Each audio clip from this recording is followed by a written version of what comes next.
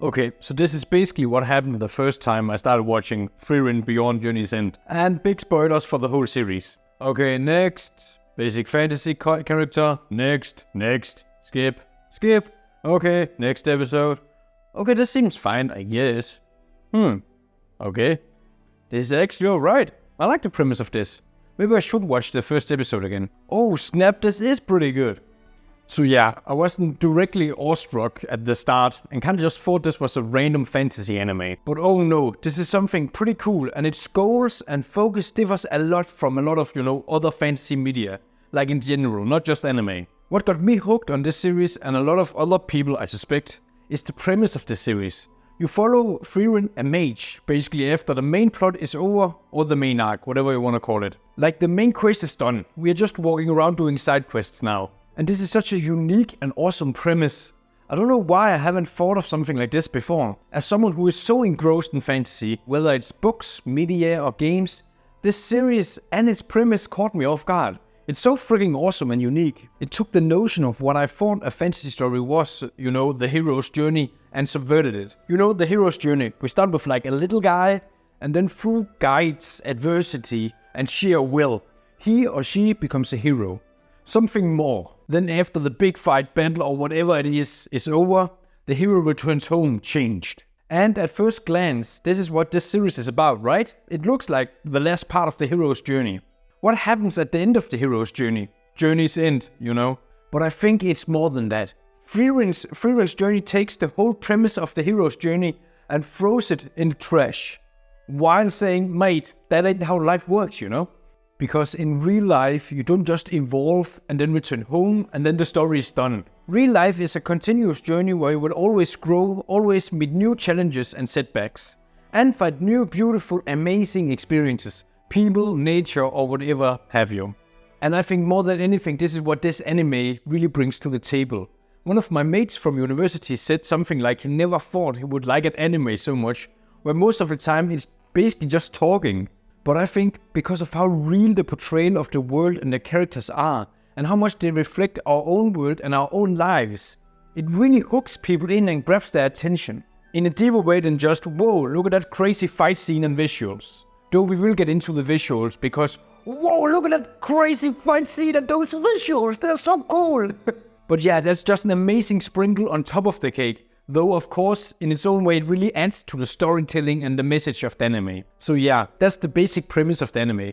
The Demon King, or what his name, has been killed by our heroes, and our heroes return home in triumph. Frieren, being an elf and living a long time, doesn't value the transient moment that much, and his short-lived companions, or at least the notion you get at first, is that she doesn't really value them that much or pay that much attention. But then her friend, I think they were friends at least, died of old age after experiencing their last adventure together. And grief hits Frieren, and it truly hits her that she should have tried more to get to know her companions.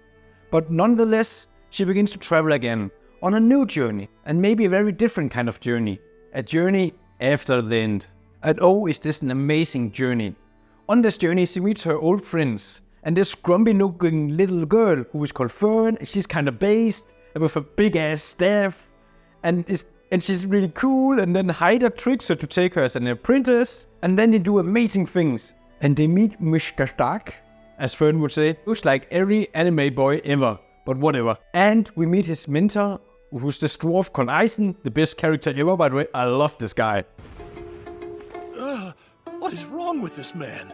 And this other cool dwarf guy, who was actually pretty cool, I think. And they get this priest-cleric looking guy who's just chilling and smoking, and I kind of respect that. Chasing his own goals and adventures. And it's just great. But the backbone of all this is of course the characters and their relationships to each other. Fern and Frieren and Himmel being some of great examples. And it's just amazing how human these interactions between people are, And that this anime takes it slow and really focuses on this.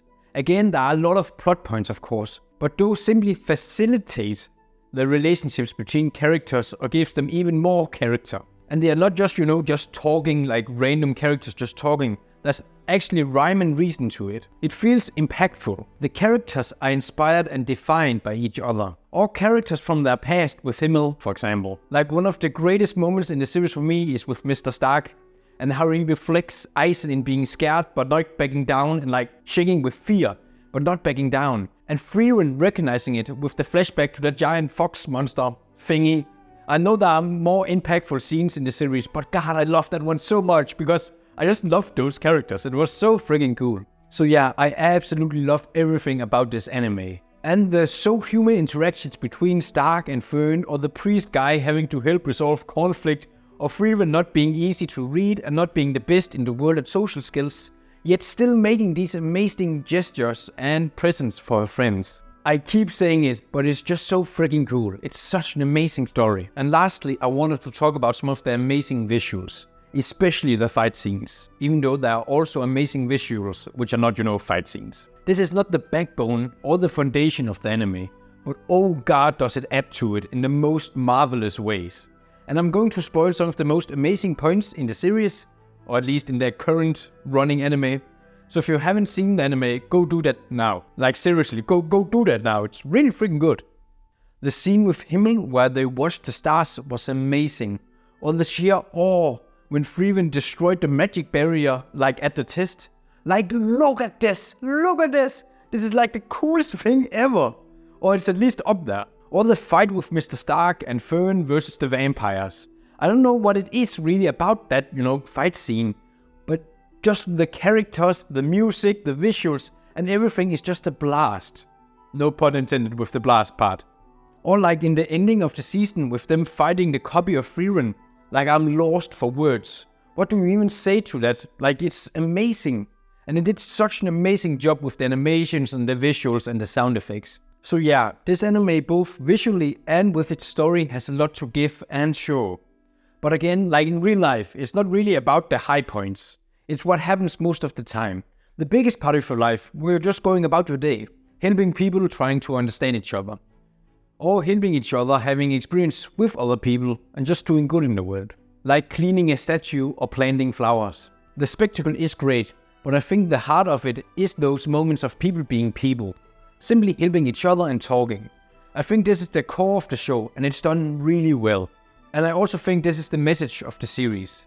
I know it's not done yet and I haven't read the manga, but this is just my personal interpretation and my take. It's not the giant treasure hoards, magic or monsters. It's the simple connections between people and sharing those experiences with each other. And I think, like Frieren, it's something we should pay more attention to. Not only to try to understand each other better, but also just being more present with the people in your life. Though blasting bad guys with magic while the soundtrack plays in the background is pretty neat too. So yeah, thanks for watching and let's see what great stories we can dive deep into the next time.